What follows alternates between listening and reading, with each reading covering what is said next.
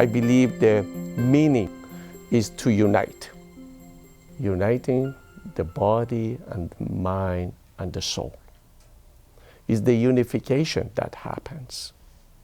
What we are doing right now, as we call it yoga, it is not yoga, it's a yoga practice. Big difference. But the whole yoga goes back thousands of years ago from ancient India. Saji Patanjali wrote a book that wanted to define what the core principle of yoga and the yoga practices. And it's in 3 different parts. He said that the yoga is about the journey inward, getting to our own truth through self-realization, which is the harmonization of our body, mind, and soul that comes from balancing. Number 2 is liberation. Liberation is breaking through the limitations of life. And the 3rd one is the mindfulness, being present. So that is the core principle of the yoga. Why do we call it yoga practice? Because for 1 hour, we get on the mat, small real estate, and we practice all of those 3 things that I just explained. We're trying to get better at it. We practice it. So when we leave the mat, we can go ahead and do it. Exercise the whole thing through the other 23 hours of our day. Mindfulness, that liberation, that self-realization, all of these things. Within this small real estate of mat, there is no judgment. You're not judging yourself. You're moving freely. You breathe easier. You bring oxygen, as we say, but in yoga we call it prana, which is the life force. I always said that I'm bringing light into my body.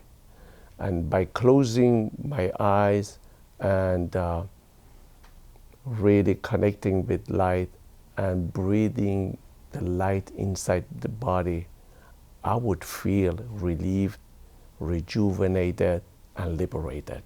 Now, my breathing has gotten better. I'm sharper. I have more clarity just because more oxygen, and I'm breathing out my CO2s. And as I'm stretching, within a few months, I literally found out that I probably gained about a couple of inches in height. I was straight. And then my mind got much calmer. So you see, it is more than just a stretch. Perhaps it's the body a stretch, it's the mind a stretch and calming. And the connectivity that I started really realizing and practicing with my soul and spirituality.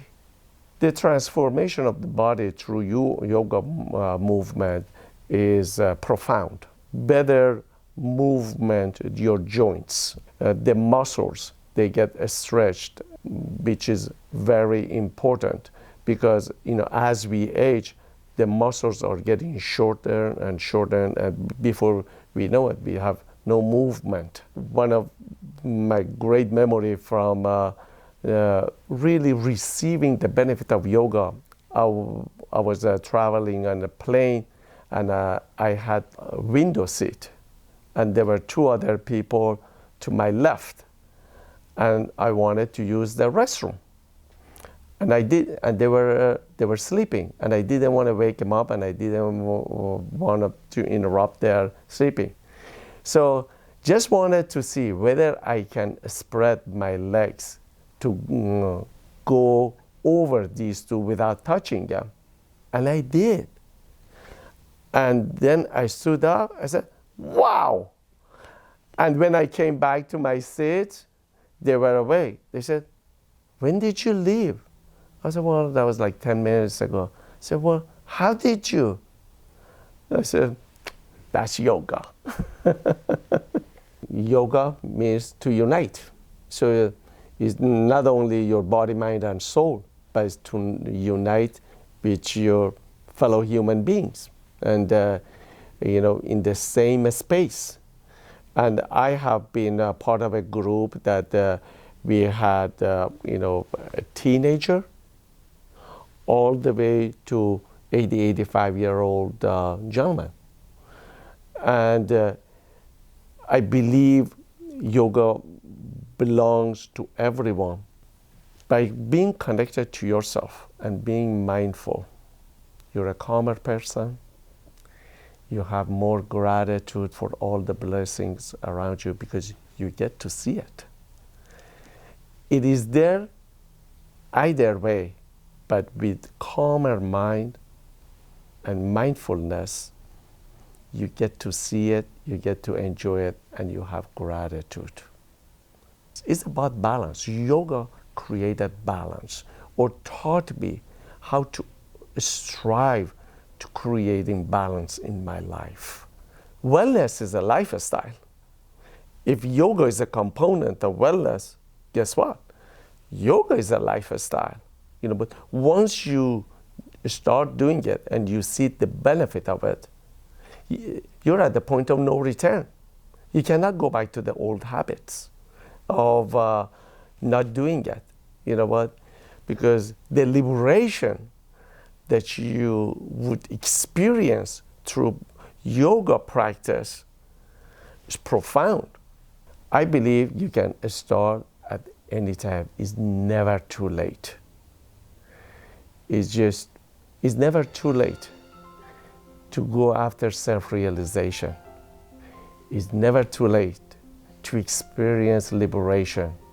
It's never too late to experience mindfulness. Do yoga.